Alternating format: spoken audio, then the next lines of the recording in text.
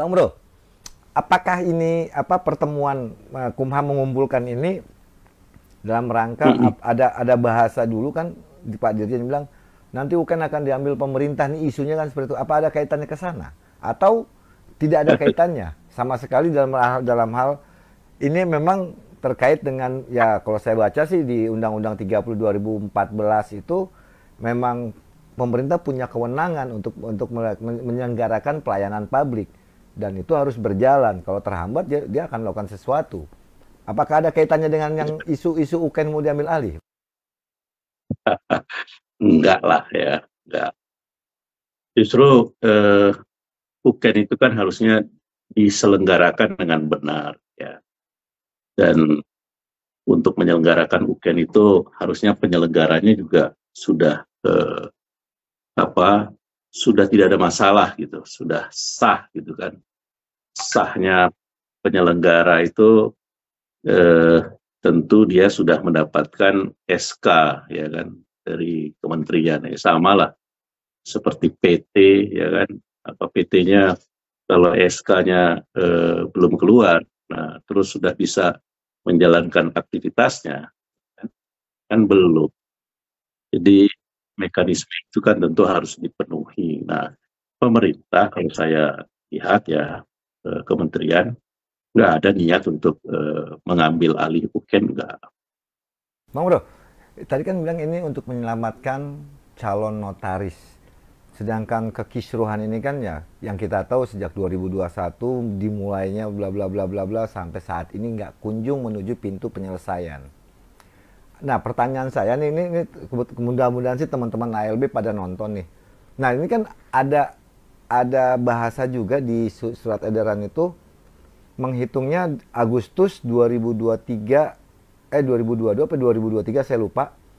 Itu tidak perlu apa gimana terus yang ke depan bagaimana itu maksudnya gimana sih Bang Bro? Nah yang ada nggak dibahas Jadi dibahas nggak itu masalah itu di pertemuan ini? ya ini kan kaitannya dengan calon notaris. Jadi bagi calon-calon notaris sebelum Agustus tahun 2023, ya saya ulangi, calon notaris yang sebelum Agustus 2023 telah ikut UKED, ya. Nah, itu tidak dipermasalahkan. Jadi sudah memenuhi persyaratan, silahkan mencari formasi, ya. Kemudian ya sesuai dengan mekanismenya, ya, di mana formasinya, isi data-datanya. Nah, kemudian kalau di situ bisa terbuka, nah SK-nya pun di print sendiri seperti SK PT, yayasan, perkumpulan. Dari mana saja SK-nya? Kalau dulu kan SK-nya mesti diambil kan ke kementerian. Ini enggak, dari mana itu bisa di print. Nah, jadi itu yang sebelum Agustus 2023. Nah, yang pasca, yang setelah Agustus tahun 2023, memang ada UKEN seperti yang disampaikan oleh Pak Dirjen ya dan diselenggarakan oleh eh, kelompok Kongres dan kelompok KLB. Ya, saya nggak apa eh, rasanya sih seperti itu gitu ya. Nah, itu tidak diakui. Kenapa tidak diakui? Ya, karena legalitasnya mereka kan belum ada, kan belum bisa.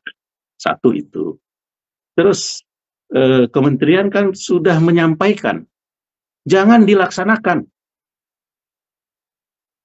ya kan? Dan itu saya kira eh, banyak yang tahu, ya, banyak yang mendengarkan. Nah, jangan dilaksanakan, tunggu dulu. Nah, tapi tetap dilaksanakan. Nah, terus konsolidasi dari masing-masing pihak juga tetap dilaksanakan. Ya kan? Nah, jadi begini, di satu provinsi dilaksanakanlah konverwil. Katakanlah provinsi itu jumlah pengurus daerahnya ada misalnya 20 ya. Terus konverwil itu diikuti oleh 20 Pemda ya dan misalnya jumlah anggotanya itu 3.000 ya. Nah, seperti apa dihadiri oleh 1.600 orang misalnya ya, atau 1.500 orang. Itu kan sudah sangat ya banyak gitu kan yang ikut. Dan sudah mengikuti ketentuan anggaran dasar, anggaran rumah tangga yang lama ya.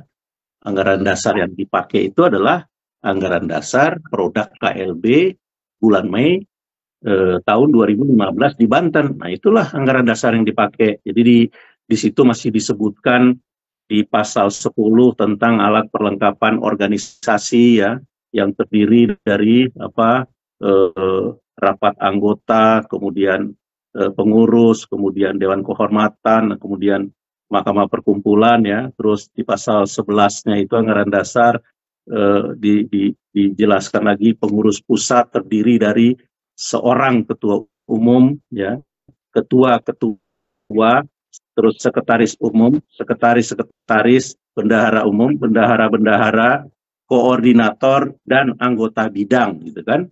Nah, itu kan tidak ada wakil ketua umum kan. Jadi ke situ deh. Nah, jadi maksud saya anggaran dasarnya itu yang masih sah, itu yang masih dipakai. Kode etiknya juga yang hasil KLB Banten itu yang di 2015. Kalau tidak salah terdiri dari 15 pasal ya, yang isinya itu tentang kewajiban, larangan, hal-hal yang dikecualikan. Nah, kurang lebih seperti itu. Jadi jangan lagi ngarang-ngarang sendiri. Nah, jadi ini kembali lagi gitu kan. Nah, UKEN pasca Agustus tahun 2023 itu tidak diakui ya oleh kementerian ya.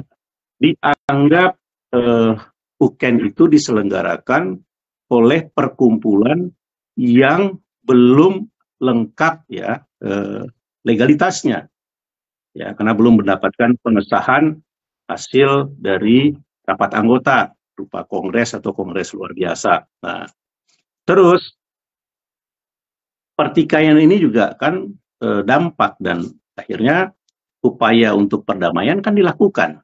Nah, dan itu sudah berjalan berlarut-larut gitu kan. Nah, terus mereka tetap konsolidasi. Nah, kembali lagi satu provinsi melaksanakan konverwil seperti yang tadi saya sebutkan, dihadiri oleh semua Pengda, mayoritas para anggota ikut. Nah, terus dilantik oleh katakanlah misalnya oleh produknya Kongres ya. Nah, atau oleh produknya KLB. Nah, terus kemudian yang produknya Kongres ya biarin aja kata dia kan. Nah, ada teman-temannya nggak tahu itu 5 orang atau 7 orang. Nah, terus mau nggak jadi ini ketua Pengwil, tapi bentuknya PLT, mau? Nah, coba 1.500 atau 3.000 orang itu bisa setara ya dengan PLT yang jumlahnya 7 atau 15 orang atau 10 orang. Oke, Bang Bro. Dan sama-sama ketua Pengwil, dia bilang dia ketua Pengwil. Ya, bentar Bang Bro.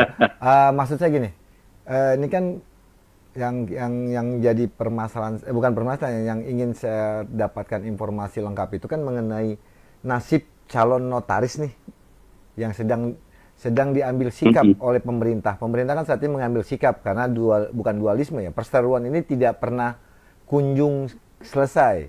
Terjadinya dua kepengurusan. Makanya pemerintah mengambil sikap dalam rangka menyelamatkan calon notaris. Nah, apakah calon-calon notaris ini akan dikenakan biaya lagi ketika mengikuti program atau langkah solusi yang dikeluarkan oleh pemerintah seperti yang sudah-sudah? Ya.